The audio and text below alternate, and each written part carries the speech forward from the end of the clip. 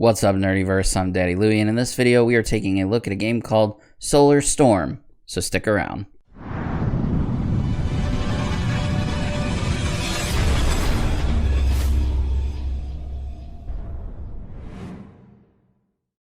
Before we get started, if you're new to our channel and you want to see more content like this, start now by hitting the subscribe button and the bell icon so you don't miss any future videos. Solar Storm is a brand new 1 to 4 player game. It is for ages 10 and up and takes about 45 minutes to play. It was successfully funded on Kickstarter and is now about to be in the fulfillment phase of the project, and then after that will be up for retail. It has a very small footprint. You don't need a lot of play space to play it. Like I said, there is a solo mode, so it is for one player as well. And the mechanics don't change a lot. We'll talk about that in a minute. But essentially, you are the member of a ship crew. If you're playing solo, you're controlling 3 people on the ship. If you are playing 2 to 4 players, then you are one of the crew members, and your ship has gotten too close to the sun. You're out in space and you've gotten too close to the sun, and you are now stuck in a solar storm. And you need to be able to convert all of the power of the ship from the various locations to the energy core so that your ship can take off, escape the solar storm, and survive. You need to do all of this, of course, before your ship explodes and you are drifted off into space or burnt up by the sun. But is this game good? Well, if you'll join me on the table, we will take a look and check it out. Alright, so like I said, the footprint on the of the table space that you need is quite small. The box, you can see that's all the box, and the art on the front is quite nice. There's kind of a matte background, and then the ship itself in the center is gloss, so it really pops. I like that art a lot. And these are the components that we have. You have some repair tokens. These are the tokens that indicate the health of the ship, essentially. You have a normal 6-sided die. You have 4 colored wooden meeples. These are what will represent the players on the ship. You have 4 protection cards as well as 4 protection tokens. And then you have a couple various other tokens that we'll talk about in a minute. You have 4 reference cards that match the color of the meeples, 1 for each player. And you will use these as quick reference, as well as you'll use these to help indicate whose turn has been taken when you go to play a 1-player game, which I'll explain in a minute. You have damage tokens, or damage cards. These show you what parts of the ship has been damaged by the storm. You have the ship cards, which are broken up into different locations. You'll see these more in a minute when we do the setup. Hull breach, which goes on the bottom of the damage. This is, I guess, the last damage that you take. And then you have your resource cards. The resource cards are universal. How many universal cards you start with kind of indicates the difficulty of the game.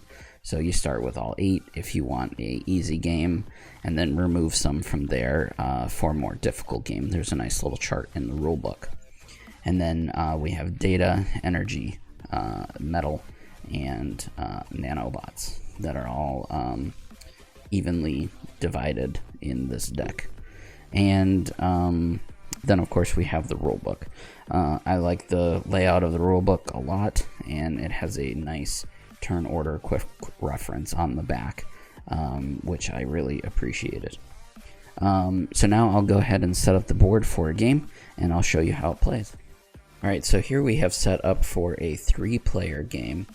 The 9 cards that you see in the center, that makes up the actual ship. And the energy core is always what starts in the middle, and then you shuffle and randomly place the other ships around here. In a 3-player game, each player starts with 3 resource cards. So you see I've done that down here. And these are open information, so you want to leave these face up so that everybody on the table can see what's going on. Then you place 2 out in the open, like you see here. right next to the deck. You'll also notice that some of the ship has already taken some damage. That's indicated by the missing repair cubes here.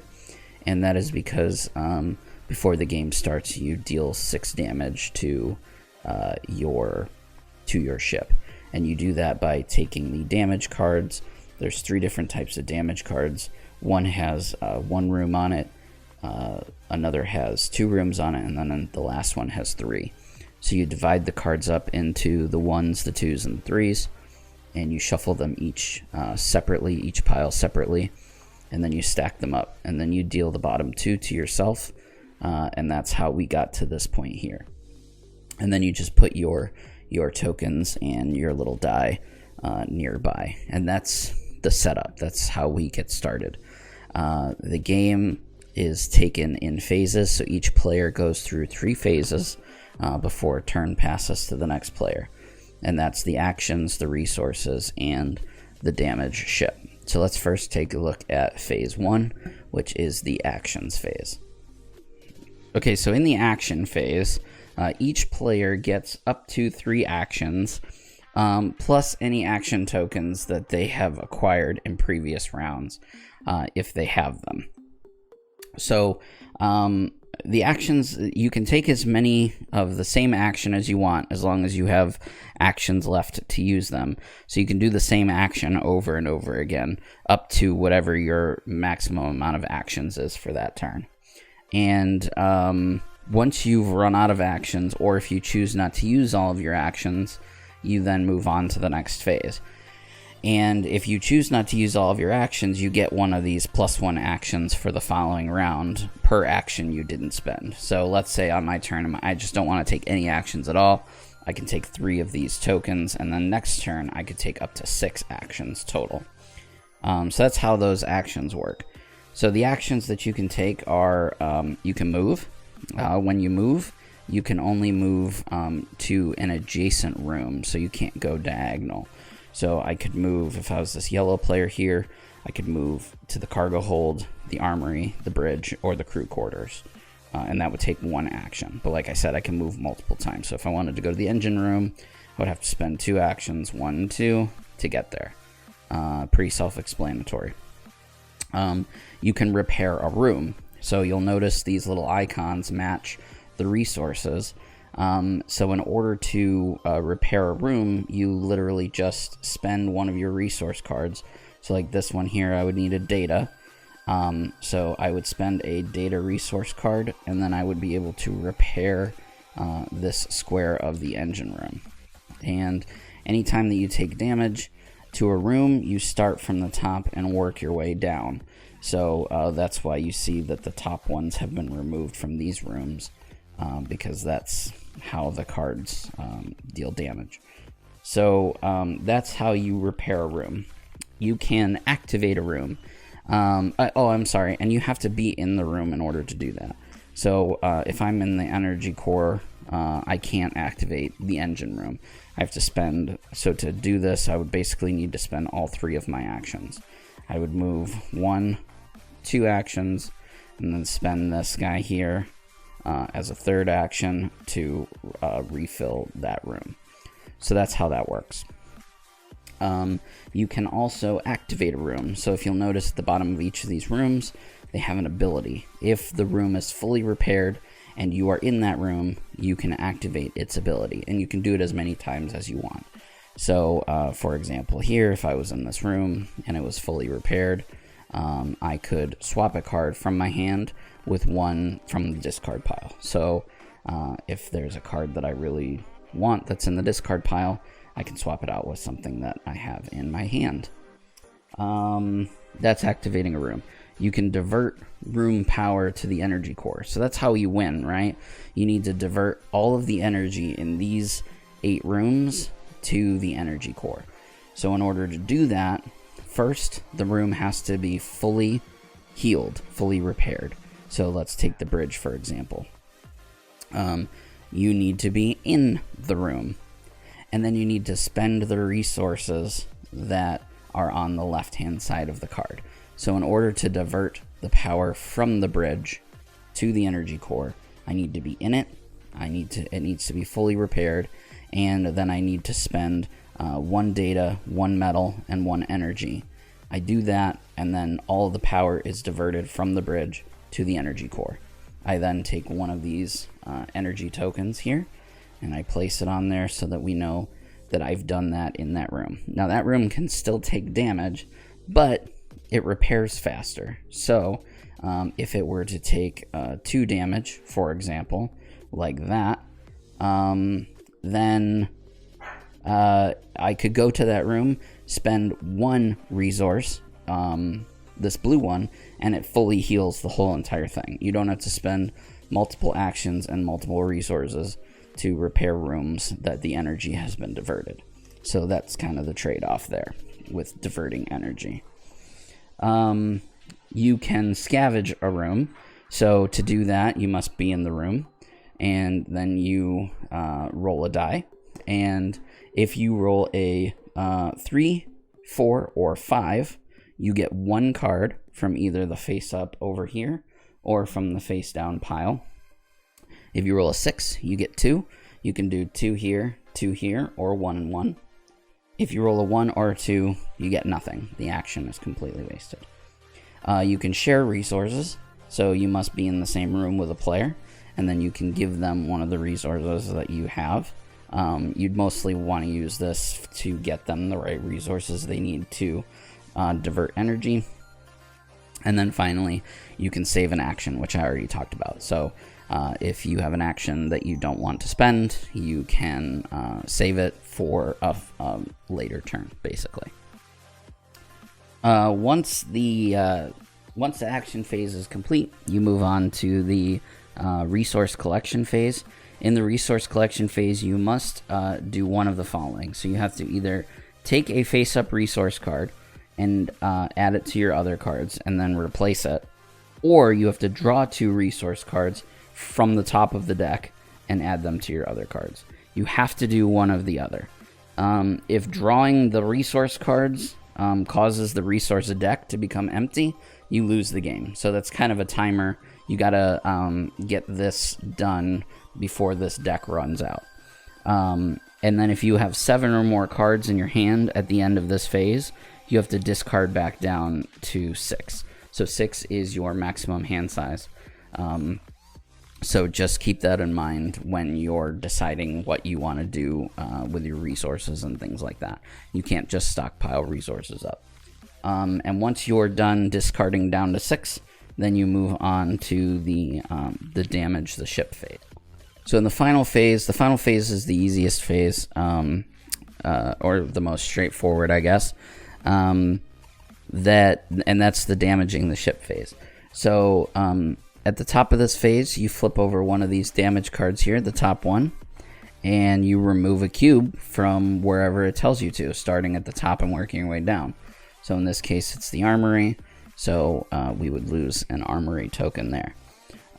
If a room is damaged at any time and it has no repair cubes to remove, you automatically lose the game. So that's one of the ways that you can lose the game, is by not having any cubes, any repair cubes on a room that becomes damaged, or like we said earlier, if you run out of resource cards. So you'll go through this deck turn after turn until there are no damage cards left, and then you get to the hull breach. And then once you get to the hull breach, that is when the damage phase kind of changes a little bit. So you now roll the die, and at the end of your turn, you discard the amount of cards that it says here off the top of the deck. So we would roll the die, and if we get a 1 or a 2, then we discard 1 card. A 3, 4, we discard 2. 5, 6, we discard 3. And that's another way that deck will get empty quickly. So the damage deck and the resources are what's going to control kind of the pace of the game. So there's only one way to win. That's diverting the energy from all the rooms to the energy core, and 2 ways to lose, which is the resource deck being empty and a room being fully damaged and then taking an extra damage after. So For example, here with the engine room, if I'm sitting at 0 cubes and I flip over, oh, look at that, I didn't even plan it. An energy room, I would then, or an engine room, I would then lose the game. And that's how a 3-player game would work. Now let's quickly talk about how a solo game would work, because it's pretty similar to what I just showed you.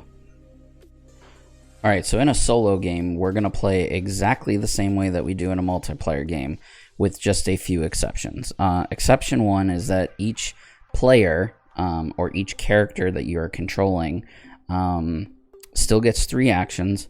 You do use three meeples to indicate that you have 3 people you're controlling, and then you lay their reference cards out like I have down here, and you use the 4th meeple to basically indicate which of these characters is currently on their turn. Everything else works pretty much the same. You have 1 pool of resource cards. You start with 4, and everything else from there is exactly the same. You're literally just sharing a resource pool, as opposed to each person being individually having an individual hand.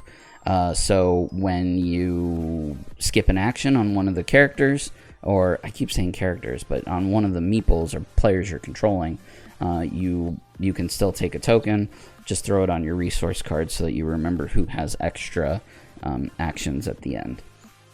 And that's really the only difference when playing a solo game. How you win and how you lose is still exactly the same.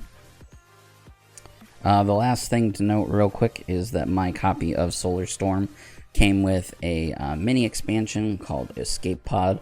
This is for 3 to 4 players, but I will leave that for you guys to discover on your own, because I don't know. The rulebook talks about other expansions as well in a deluxe game. Those didn't come with my copy, so I'm just gonna refrain from going over the expansions, just so that you guys are excited and have something to look forward to on your own.